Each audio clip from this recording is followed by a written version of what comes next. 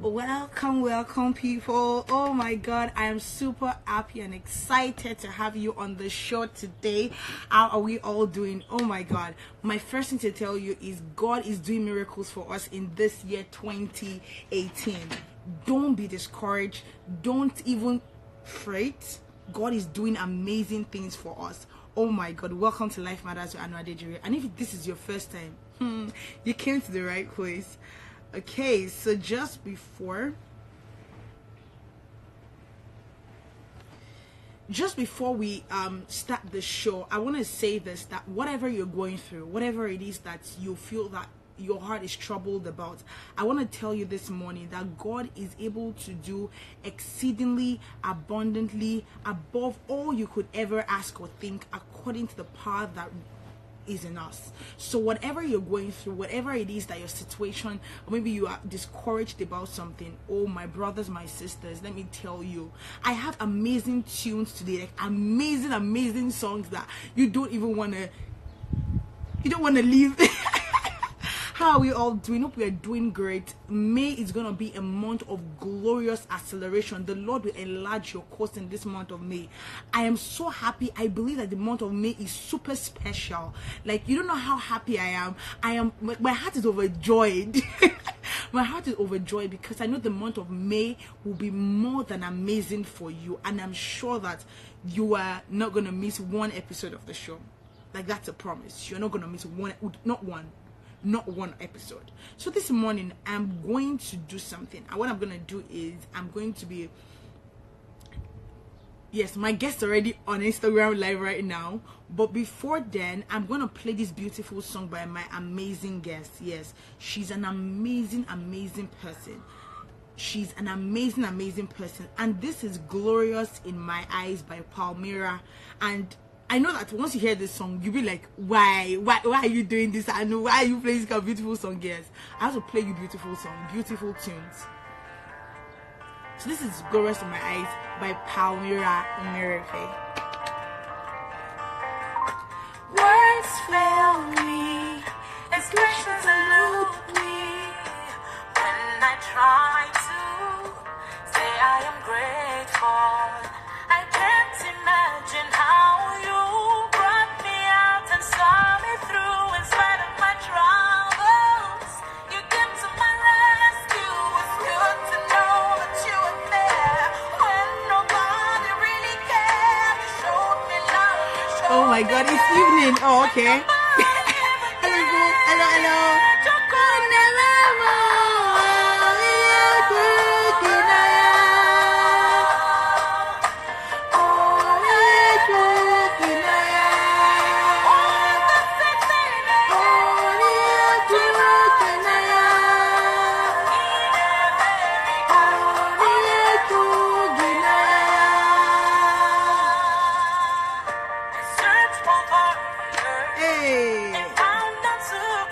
None to compare. The mystery of who you really Who are. you really Sometimes in are. our darkest heart, it's hard to realize the one you really need is right there beside you. It's good to know there's never one. So call on him. Hello, people on Facebook. Hello, people on Instagram.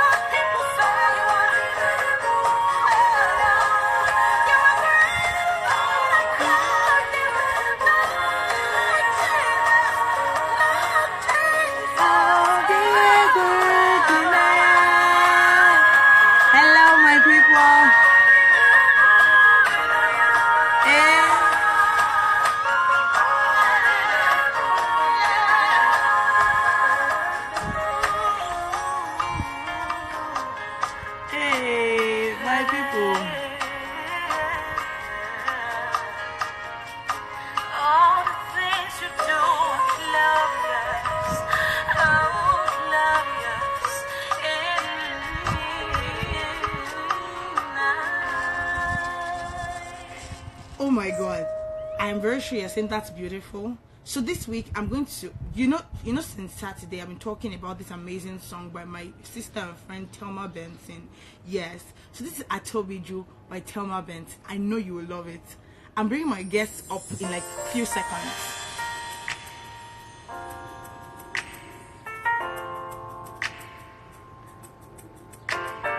Atobiju. Oh my God, I said Atobiju. Oh my God. Hi people. You are God, God of creation, King of all nations, Kabiesi. You are God, Almighty Redeemer. Hi my people. Alpha and Omega, soon coming. Atobojule, yes. And it was produced by my one and only uncle, Olaito Dada. Yeah, Natialo. Yes, people, you don't want to miss this song. You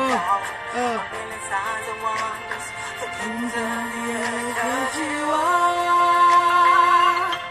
Atobojule, Abala. You are God, there's not like you. Atobojule, Abamima. You are God, there's not like you. There's no one like you.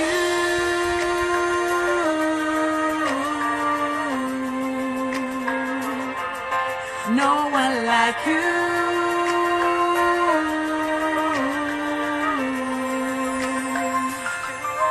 You are God, Lion of Judah. Your name is Yahweh, Olorukola. You are God, omnipotent Father, miracle worker, Kabiesi.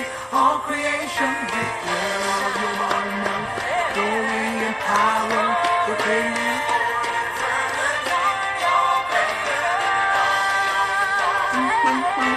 You can share. Yes, you are. Atobojule. You are God, there's not like you. Atobojule.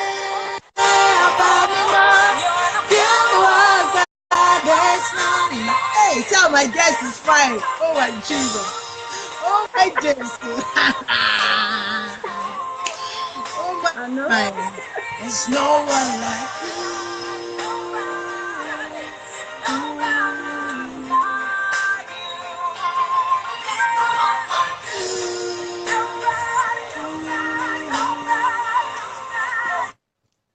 So now that I have my guest on the show, people, welcome. How are you doing? I'm good. Oh my God. People, her voice is just doing, I'm good. She has a super amazing voice. I think it's not Shami that was singing that song. Please. Oh. It was not me that was singing that song. I would say that people like Palmira, Thelma, just make you feel like, oh Lord, enter into my voice and let it come. Hi, Uncle Alu. How you doing? So that you know that I did my FBI work. Because I thought I did my FBI work yesterday. So let me not do too much though. As a very good girl that I am. So for those that don't know my guests, please, I pray I will not murder your surname, but I'll try. Okay. So our name is Palmira Mmerife Nkoye. Am I correct? Yes, you tried. You know what happened? on Monday, I had DJ Gosporella on the show. Okay. And I murdered his surname. You know when you machete something into pieces. You tried my name. Okay, so she is the fourth of 5 children. She's from Arochukwu, Abia State. God, I hope I'm getting these pronunciations well. You're doing well. Yes, correct me, Nigeria. I am a very, very, very lovely person. She studied music and theater in Lagos State University, and she's the CEO of Freedom in Christ Prison Initiative, which we're still going to even talk about today. Also, she has some amazing songs that you have not heard of. In 2012, she had All Over Again. in 2017, she had Glorious in My Eyes, she has Total Worship, and she had Ebube Dike featuring Minister Ken. She has sung with the likes of Samuel Koso. Should I start counting them, or I should just leave it in the pot? But she's an amazing minister of the Most High God. And my people, ladies and gentlemen, boys and girls, aunties and uncles, welcome my guest, Palmira. Yay! Hi. Hello. So Glad to be here. Actually, by stand. I'm so happy you are here. Like, I am so happy you are here because there are things I want to hear from you. Now, the essence of this month's series, it's just celebrating beautiful women who have been through different challenges, different hurdles in life, and they're still out there doing amazing things for God, for the society, and also for themselves. And it's a privilege to have Palmira here because the first time I saw her video, my people, like I told you, her voice is palmiricious. Okay, let me use let me use that word. It's palmiricious. It's my friend would call it phantamoglorious, you know? My goodness. All this English, don't mind me. How are you doing? And right now I'm super happy. You're now in the US, so you're not far from me, you're just down there. So we try to come to meet you. Okay. So this show. I don't want to use this question, but I want to ask, like, to be blunt, to be 100%. Who is Palmira? Okay. How did Palmira come to be? How did music start for you? Like, I want to start from the very, very beginning, that we didn't know about you, that we didn't, like, because this month we are doing 100%, everything on the table, and it's going to be amazing, where we have people that would have gone through the same things, same circumstance, and we want to, will not feel like, oh, it's because this happened to me, that's why I can't get to this stage of my life, or it's because that happened to me. So yes, someone said the vocal powerhouse. All right, so hi Timothy, right? From all the FBI work I have done personally. Okay, all right, I like to be real, very real, and this is me. Hi everyone. And thanks for having me here. It's so it's overwhelming. This morning I was like, I can't wait for it to be 12 noon in my side to start. Mine does. However, Palmira is a very simple girl. Let me put it that way. Okay. I love music a lot. I love music. I love to sing. It just makes me happy, whenever I sing. Born into a family, I'm the fourth of them all. I was born in Kano. Yes. I was born in Kano. Can you imagine? I will never, like, if someone tells me outside, I will never. Kano. And you're this fresh. No way. I went to Pashakara Primary School. Wow. But we left when I was like 5-6 years old. Okay. So we relocated to Aba, that's the East, Abia State, Aba. So I continued schooling. As at then, in fact, the funny thing is, as at then, when I was in Kano, I was in a Muslim school, and I was automatically a Muslim because most of all of us, my family, were practicing Islam. Yes. So I went to a Muslim school. I was wearing a hijab, and reciting the prayer 5 times a day. Sure. Yeah. So that was the religion I grew up with. That was the, when they ask you, are you a Christian or a Muslim? I definitely say I'm a Muslim because that's where I was born and that's how I grew up. So I literally was a Muslim. I went to mosques. I celebrated Salah, different kinds of it. I usually pray in, the Islam way.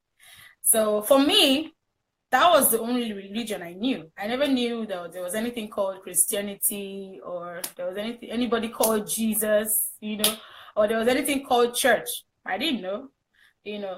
That was what I knew. Islam, Muhammad, finish. So, well, I went to the East. Okay, let me just continue who I am. Wow. Like, I need to sit down and drink that. Most people don't know about it until I mention it, So I went to the East. But wait, I want to ask, were you looking cute in the hijab though? Yeah, I was looking more like Amina, that's when I would look with plenty hero on your eyes. Yeah, that's how I was looking. Right. Wow. So I was a cute Igbo Hausa girl. Wow. Wow. Wow. So we got to the East, and then I went to 67 Infantry Battalion Primary School. It's an army school. Okay. Was it that army, or like you just went to that school though?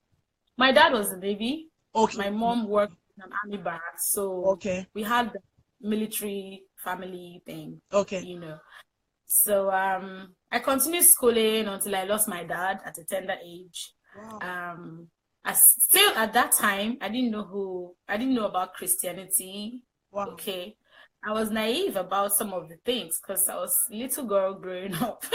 Yeah. And my parents were amazing. They were amazing people. Wow. Amazing people. They taught us moral, behaviors. They taught us about life, how to give, how to love people, how to love your neighbor, how to be nice to people. So they knew all that, but the only thing missing was that we were not. They didn't. I would say Christ. Not church goers. Yeah, we're not. But they did literally everything that the Bible asks to do. Good. My father was a good man. The only thing I felt he did not get was to know Jesus. But I don't know if he did before he died, because at some point he started acting different. He was more kind, more calm. Like he knew he was going to die.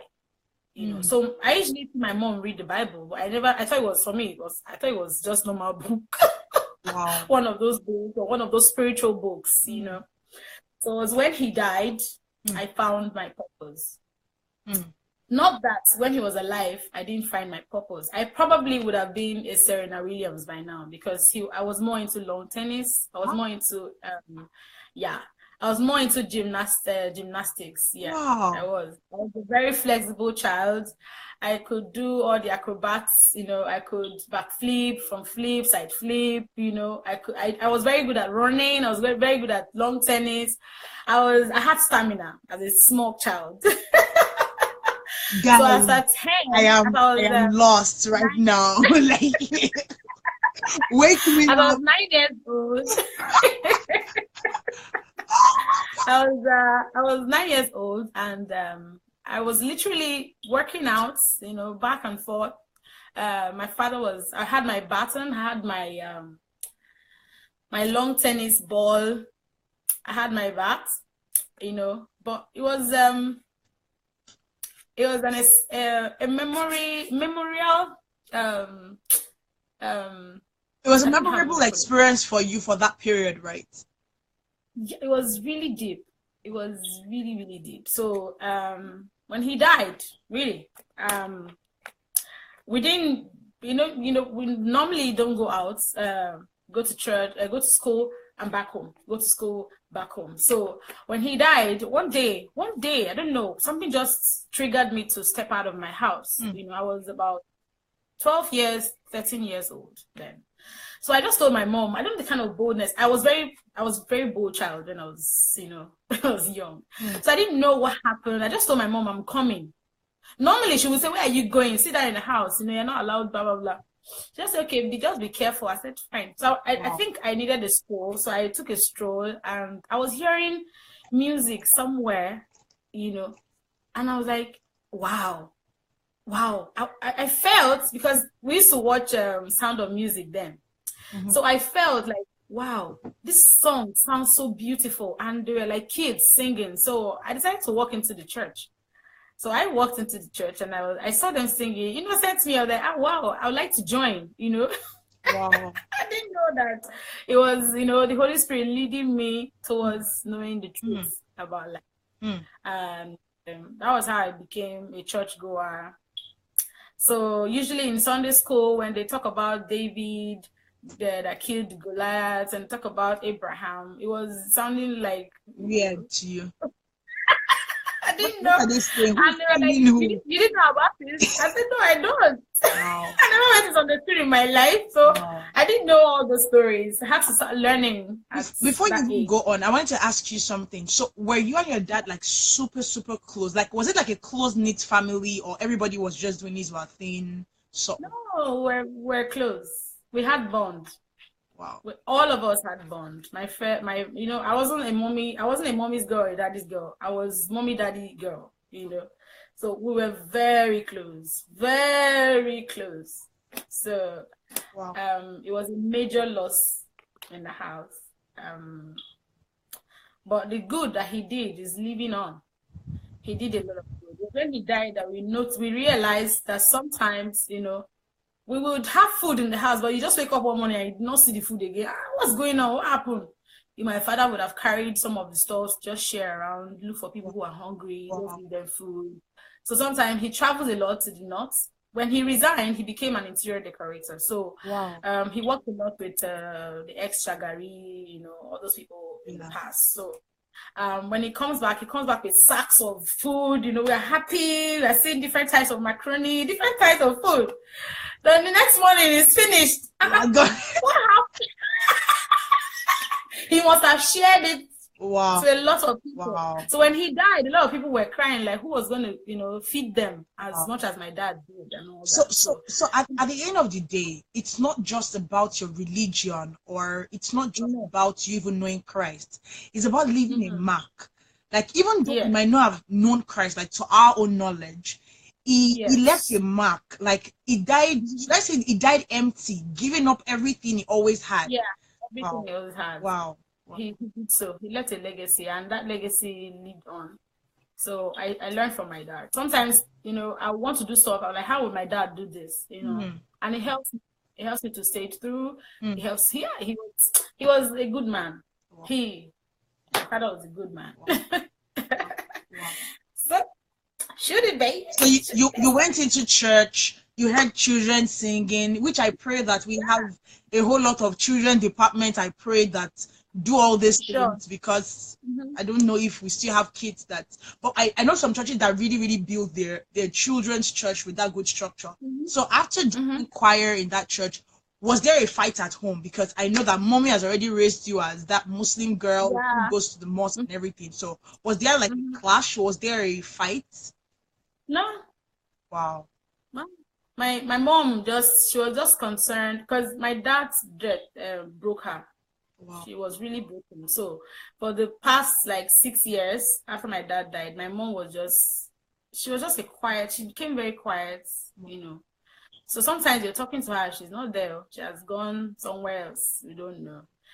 But the only thing I remember she keeps telling me is just be careful. Always be careful. You're my smart child, you're my smart baby. But I need to be very careful. So she allowed me. If I tell her, oh, we're going for evangelism, okay, I should go. So she never stopped me. No, she didn't. But was she a practicing Muslim, or she was a Christian? She was just there. She was there. She was just a hardworking, amazing, multi-talented woman. She was just there. She was just there. So how well, I knew. Okay, so you're 5. So is it like there are more guys than girls, or you're the only girl? Well, we had 3 girls, 2 boys. Wow. 3 girls. So did everybody when you started going to church, was it that you were the first one to go into church, or other people were already sneaking to? Some people sneak into church and they'll not let anybody know, or everybody started going in together? I think I was the first person. Okay. I think. Then after me, I think one of my sisters began to attend this SU those days now. Yes, Scripture Union. She became very deep into it. basically every other person just, calmly chose the church that they attended. Wow. For me, I enjoyed myself. I was in Assemblies of God Church. That was where I started. And then after a while, I went to Anglican Church. Wow. And that was it before I relocated to Lagos. So I got to Lagos, it became serious. Yes, so ministry became very serious. Then I didn't realize that that music or singing could be a ministry. I didn't. I was just singing for fun.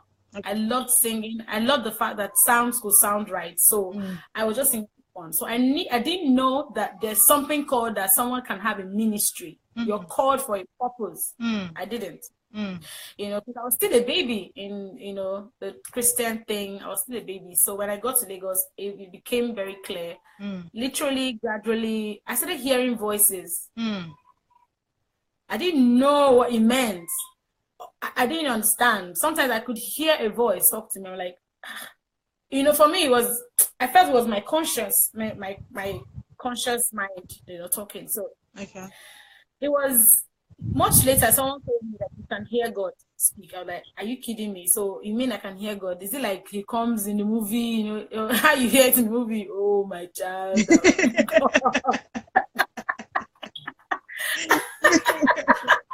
Oh, my. Wow. I was always expecting to hear God, God, I am my child. I tell you. I'll be talking to you. Oh, my God. So what movies can do to our minds. So wow. That was when I realized that sometimes, mostly God started speaking to me and giving me assignments I didn't understand. But I just had this bold personality. I had this get things done personality. So once I hear this, I move. In my church, we used to pray.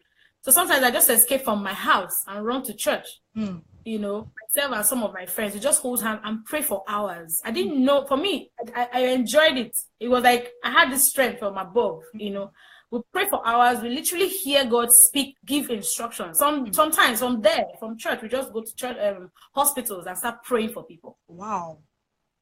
And then we had this faith.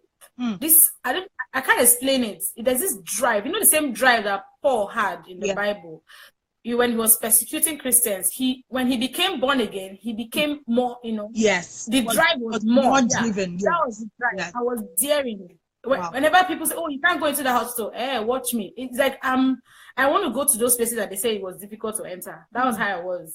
Friends. Okay. Before I even travel into you going to Lagos. So let me start here. So everybody was grown, right? Everybody has grown to be young ladies, young men, going to the university. So who was your mom? Like, was there was it like the last baby was still in Aba, or everybody just moved to Lagos together? How was that transition? Oh no. Okay. I moved alone. My grandma came to the house in the east. Okay. And she said she would like me to come to Lagos so we could relieve my mom of the stress and the workload, because already my mom was not herself at all. Wow. Losing my dad was one of the major shocks she got in life, because my dad was her best friend. So when I left, I was happy that okay, I'm going to go to popular Lagos that seemed like London to us then in the east. And I was going to, my determination was that I was going to go to Lagos and make it and come back to the east and change the life of my mom. That was the intention I had. So when I left, I came to Lagos with my grandma, and she brought me to. So that was. That was the transition to Lagos. So every other person was in Aba all the while you were in Lagos. Okay. So with time, one of my sisters moved to Umuahia, still in the east. Okay. Gradually, my elder sister moved to Lagos to stay with us where I was. And at a particular age, I became independent. I told God I was going to be independent at the age of 23. I wanted to move into my own house and go to school, fend for myself. because it felt like that. I lived with one of my auntie though, and she was an amazing woman. She trained me the hard way, the military way. Wow. God. Wow. Oh my God. Oh my God. Oh no, it was something. So like I was in the military zone. So I at a point I was like, okay, I think it's time for me to move on. I think it's time for me to move past this, you know. She was even the one that made me realize that I had a call. She reenacted that, you know, musical side of me into the ministry side. She was like, no, this is a calling. It's not just for you to sing, just like that. So I didn't understand what music was all about. So she got me CDs. There's this particular CD I cannot forget she got for me, Yanni. Yanni is Yanni, the plays the keyboard. Oh my God, amazing. Oh, I love that man. Oh my God. So it was Yanni that I stuck to, and his backup singers. In fact, I literally scored his songs in my mind, in my brain, you know. So there was a way that I could be listening to something. I really didn't understand what they were doing. I wanted to do it, but I couldn't do it. I didn't know. There was nobody to teach me what to do and what not to do in music. So, but listening to them, because of that passion, because of that zeal, because of the determination I had, I was taught by God. That's how I put it. You could hear someone do something. You know, now everybody's looking for voice coach. I didn't get any voice coach. My voice coach was determination. My voice coach was extra hours of practice. So I literally could stay on that CD for 13 hours. Wow. Not getting tired, because I wanted to become as good as 13 hours. Okay, let me hit that before you go. So you just said you rehearsed for 13 hours, and you know a lot of people will say, Aanu, I saw that sister's video. Oh my God, she can sing fire. I said, yes, she can sing fire, but nobody wants to pay that price of 13 hours. Nobody. We want to release our one single, blow up, become the mega star, sing on stage with Sinach, and I'm like, wall up. Like, calm down first. These people that you are trying to be like or be on the same stage with, they pay the price. So you saying you rehearsed for 13 hours is 13 hours. It's mind blowing. It's literally mind blowing. And before I even go into your school life, it's growing up with that kind of circumstance, like from losing your dad to going into church to starting your own, okay, let me just continue with doing my own music and everything. Do you think that if you had the opportunity, you won't stay with your auntie all over again? Because I know people that will say, no, in my life, I'll never let anybody come and stay with I will not let my children stay with anybody. What these people put me through. And you hear different stories and you're like, okay, well, I see sense to what this person is saying. So for you, do you think that it is something that you can allow your own kid to do, or you can, if you revisit time, want to do all over again?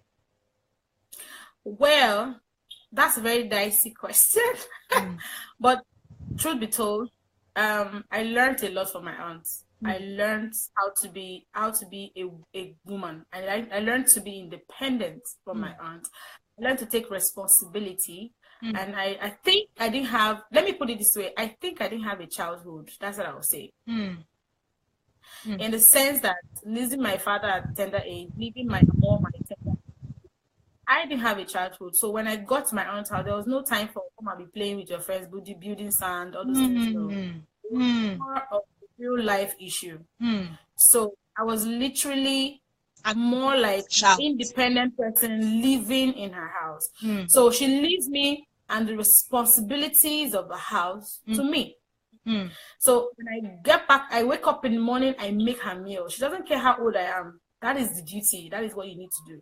So I make her meal. I take care of her clothes. I iron. I wash her car. I warm her car. I didn't know anything about driving. I did not. But she left me to learn it the hard way, like the military way. There is no room for excuse here. You need to wake up and do what you need to do as a woman. So that was what I started learning at the age of 13. Between 13 and 23, it's not a joke. Understood life. Yes, I understood life. My brain worked faster than my age. You know, I behaved more mature than my age. I could, at 15, 16, I could be, you know, in the midst of adults and relate with them intelligently. It was, if you ask me, it's not something I want to do. But I want to enjoy being a child. I want to enjoy that moment of being a child. And this would, in a way, go to parents, actually. Training up a child doesn't mean it should be hard on the child. The child can learn when you're sweet and soft, but still principled. Okay, you could teach a child with a rod and still correct the child in love. The Bible said, "Thy rod and thy staff they comfort me." The rod is the pain. The staff is calling me back to you and teaching me in love. You know, I feel like it's necessary. No matter how you're going to be disciplined on a child, you should teach them in love. They learn faster and it will stick more than when you're hard on them. That's my own idea of training up.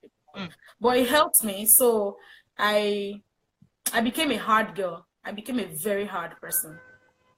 I became overly principled in life. I became like a military person in my life. So everything I did was blunt. I want to tell you my mind. I say it blunt. There is no room for painting or becoming too diplomatic so that you not hurt you. No, my own is you did me this and this. I don't like it. I hate it. Blah blah blah blah. You know, I was very blunt with life, and I was a fighter. I not fight physically, but I was a fighter. Wow.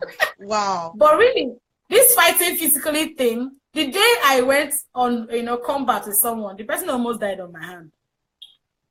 So I think that was the day I said, I will never in my life raise my hand to beat anybody again. 1 minute, please. People, I'm getting too much information today. I asked for it. Oh my God. I'm telling you. The girl, I cannot forget that day. She almost died. Wow. And you know how it is. I don't know, you watch movies, right? You know how Jason Statham fights. Jason Statham, yeah. That's how I was. There was no time for nonsense. I do what I do. I'm not even looking at you with pity like, oh, sorry, stand up. No, I do what I do. I take my bag. I walk away. That's how I was. I was very, I was daring. I was bold. Whenever I remember those days, I just hold myself. I'm like, oh my God. Oh my God. I wasn't afraid about anything. Oh my God. Wow. In fact, before I came to Lagos, my mom was a caterer. So she used to make food and sell at one of the markets in Aba. I don't know if you heard about Adedire market. I only know that there is a tune called Adedire. Yeah. Is that the way we have the popular Lagos market in Lagos, Nigeria. We have Adedire market, all those places where you find Igbo boys doing shoes, bags, clothes. So my mom used to sell around there.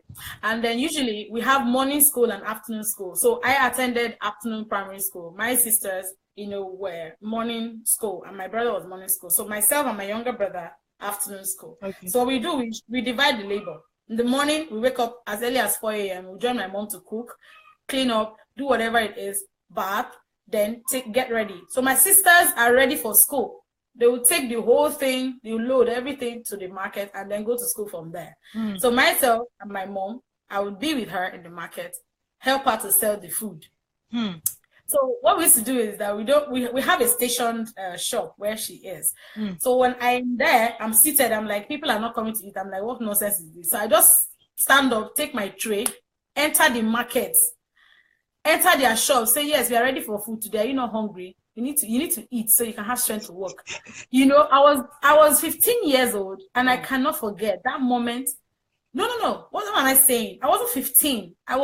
My dad died when I was 11. So between 11 and 13. Wow. Yes, I was 11, 12, 13, between that age. Wow. So, and then they give me their plate. Okay, we want rice, 15 naira, we want this, blah, blah, blah.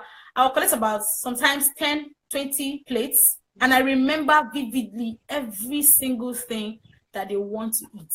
Wow. I take it to my mom's shop. My mom is looking at me like, strangely, what kind of girl is this?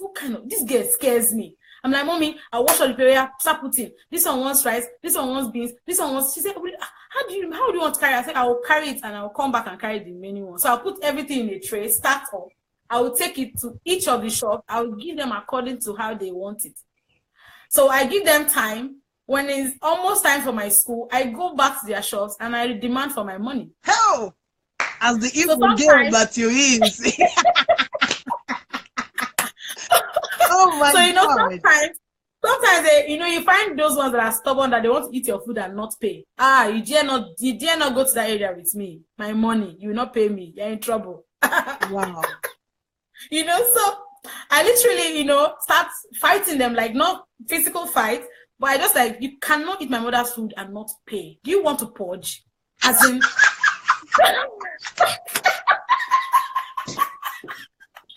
I had that boldness that sometimes they're looking at me like, can't know what I can bring here. As in, I'm looking at you right now like, is it different?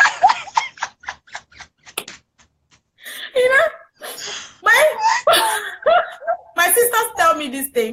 They literally remind me, do you remember when you were small, you were doing this? They said they looked at me like a strange child, like I fell from the sky. I wasn't from my mother's womb. Because they could not explain my action, my intelligence at that tender age. They did it. And then you're now in the midst of boys, guys, grown-up men. Once you enter that market, if you know what I mean, it's like guys. So you said the bring red guy come, you do anything, say me I was daring, and you dare not touch me. You dare not, they know me. You dare. Or you're saying, fine lady, fine girl, you're touching me like this. Your generation will know that you did a bad thing.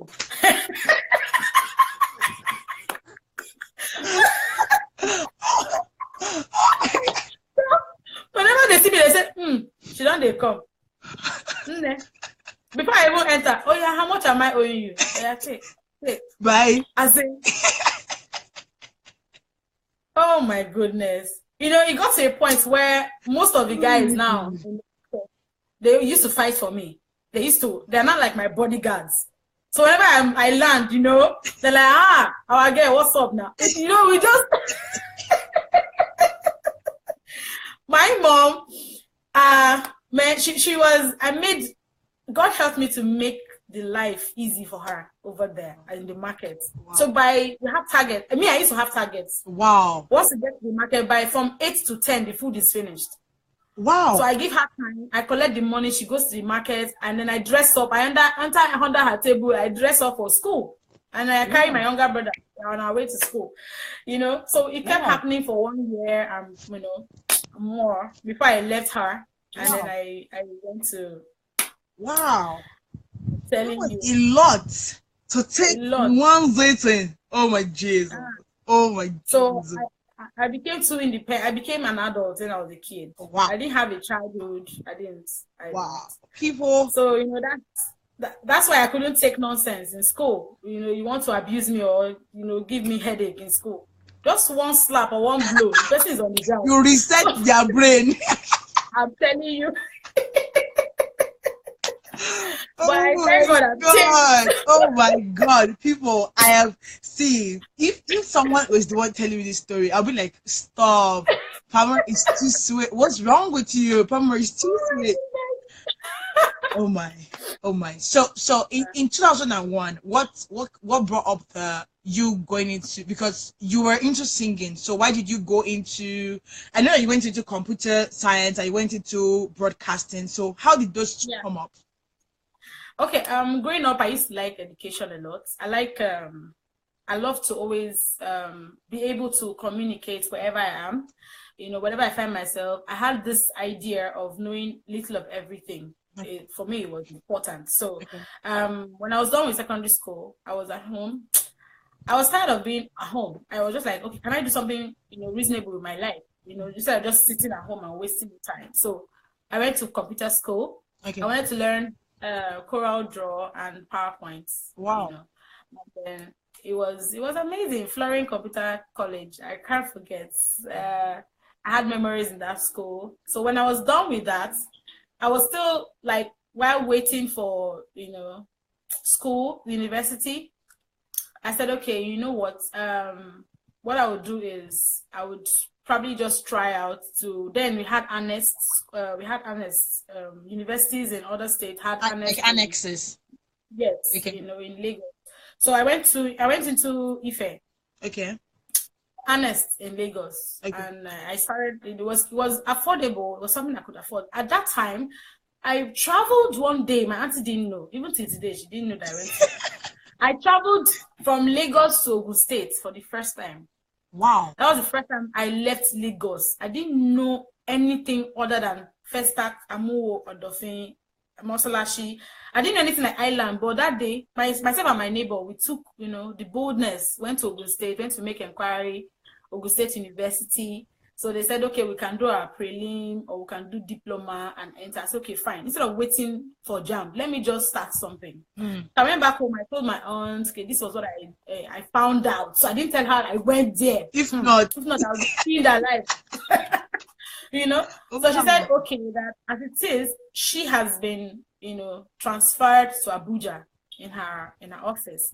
So maybe I should reconsider and do a part-time so that I could work and also go to school. I didn't want to do a part-time because I was still young, I was like, okay, let me just, no problem. Since there's no money, nobody to train me. Oh, I didn't even tell you, at that time, my mom died.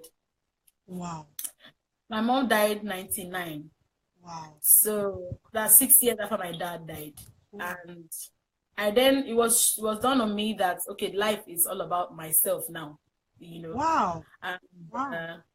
So I said, okay, if she is transferred to Abuja, it means I'm just on my own in Lagos. So let me start working, let me start doing something. That was how I entered Ife, I started working as a secretary in one of the companies in Festac.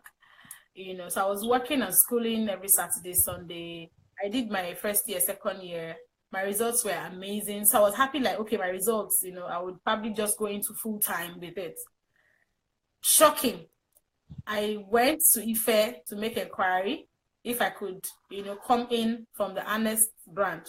They said, no, there's nothing about, they don't know anything about the Honest, though, that it's fake. And I had already gone 2 years and almost to my final 3 years, that is diploma. My sister. I didn't know if I should pass out or cry or I don't know, because already my money had gone. I was working hard and schooling at the same time. And I was like 19, 20 years old at that time, 20, 21. So I left the school. I came back. Something in me just gave me that boldness. I was still zealous, like, okay, I just see it as life. No problem, I'll start again. So I started all over again. I went to Lagos State Polytechnic, the one at Isolo. I enrolled. After a few months, I didn't have money. I couldn't make up to the school fees, while working. I dropped out. So I dropped out. I stayed home like 1 year again. I still wrote JAMB, nothing. So I went back again to, Lagos State Polytechnic, IBA. I stayed a month and a few weeks. A year and a few weeks, I dropped out again. I couldn't pay up school fees. Wow. There was no one to help. Wow. A few people who intended like they were going to help, would always ask for something. And me, I wasn't ready for all those scrap. So wow. I said, okay, if it's the will of God for me to go to school, I will sure go to school. School is school. And I will go to this school. Oh, no, school. I tell you, school now school. So somehow somebody, offered, okay, what do you really want to do? I said, I would love to know all about music. I would love to know music. I want to be a guru. I want to be like Yanni. That was what I had in my mind. Yeah. So I was sent to Peter King College of Music. It was at Okafor, almost to Badagry. Yes, I was going there. Place, yeah. Yeah, I was going there every day. So I stayed till like 6 months. 6 months, I was learning music and I was learning how to play the guitar, actually. Wow. before you know it, someone called me, oh, there's this competition. She would like me to attend, maybe to even help me better. The star prize is going to be money. Maybe I can even use it to go to school. So I didn't like competition. I don't like competition at all. All those come and compete and sing, let's know who sings better. I didn't like all those things. But she pushed. I said, okay, let me just try. Of which I did. And I got a call that I should come for the audition. Wow. So I said, okay, my friends in school in Peter King, they rallied round, got me money, and then I traveled all the way to Enugu, for my audition. And I did well in the audition. And that was how I was called. I was one of the 36 in, the StarQuest. Yes. 2007. So, wow. So you can imagine from 2001 to 2007, I was battling with school. I want to go to school. I want to go to school. I want to go to school. I want to make my life better. I was working hard, to see how I could go to school. Nothing. So when I was, we became inmates in StarQuest 2007, reality show. My group eventually won. Wow. So when we won, we came out with the star prize, started living together. We had to live together because of contracts, and all that, live together. So I got money, and I was like, okay, while I was still under the contract, I won't be able to go to university because of the timing. Because we were always traveling to different states and all that. So I enrolled in FRC, and that's Federal Radio Corporation of Nigeria. Okay. That's how I started studying broadcasting, So at least I could know how to communicate, speak well, and maybe just get a job, on TV or radio, So that was how I studied that, and I was done. I was happy that I was doing something. Yeah. Even if I wasn't going to university, I was still studying. Downs through the whole thing. Reading, in knowledge, and that was it. Our contract was over, so my life was much better. I had more experience. I met life. I learned life. The life I was caged from, I became exposed to that same life. So thank God my father gave me a tutoring when I was young about how life should be. How you should not allow people treat you, what you should not do, what you are not obligated to do. He taught me all that. And that's why I would encourage also parents should teach their children.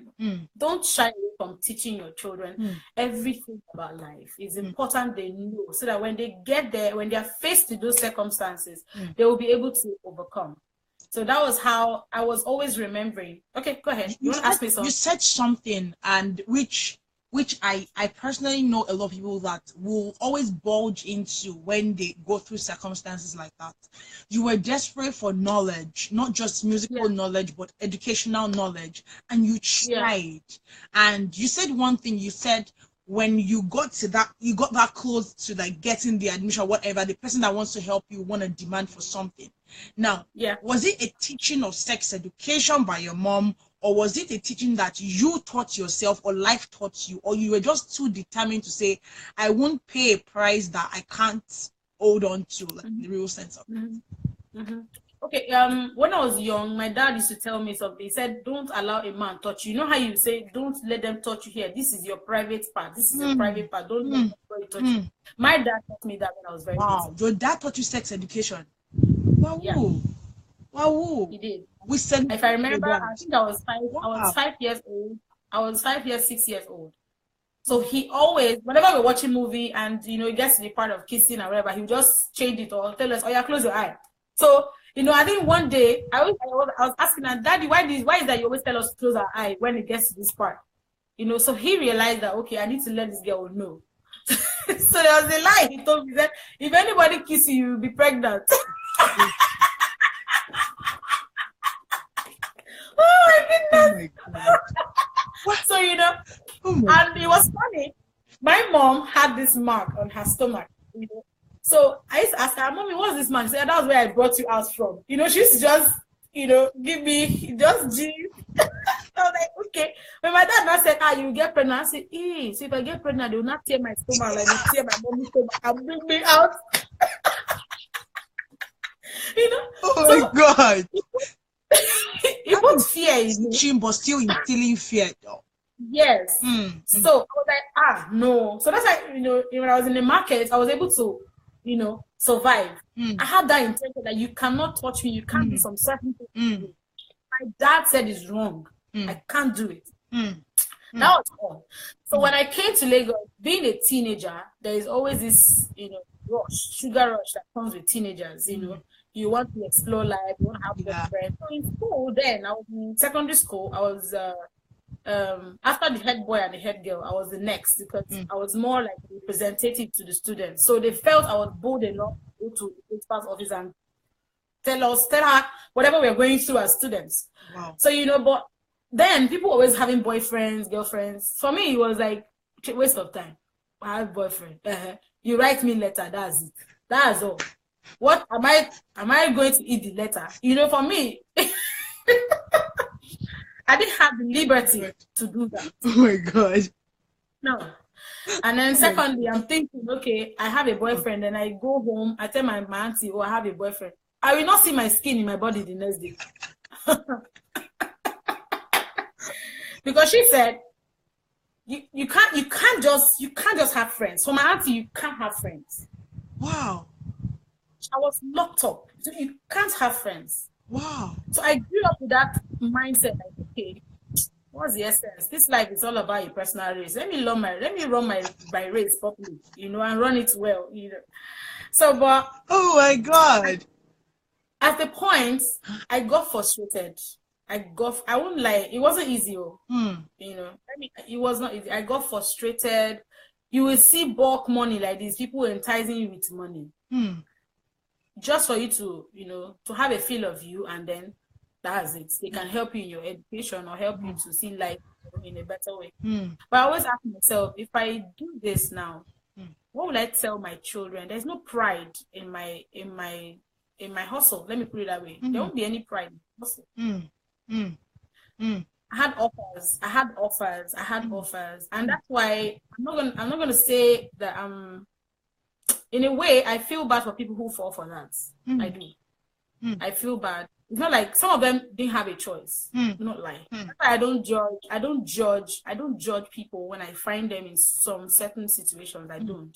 All of us have different upbringings. Most of the people that you see outside doing the bad things to get, I don't judge them. Some of them had a wrong, bad upbringing. Some of them did not stand life. Some of them were not as hard as I was when I was little. Some of them have the subtle side of them that they probably get easily lured into doing what they were not supposed to do. And once it becomes a habit, it's difficult to change. When you did not see any other help, or when you didn't know about God, there's difficult. I tell you the truth, because that is the only thing you know. Like, I didn't know about Jesus Christ. I only knew about Islam. So when I found out about Christ and I tested it and it was amazing, I stayed there. But because some people are just okay in their comfort zone, this is what I'm feeling from, this is what is for me. I'm all right. I'm afraid to move. For me, I wasn't afraid to take the next step. So I suffered. I suffered. I literally could go days without eating. I went days without food. Went days. Sometimes I'm going somewhere, no money. I trek.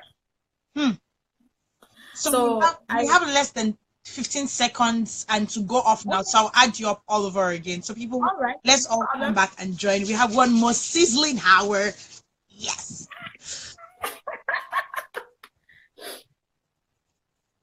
Okay, people. So let's come back and join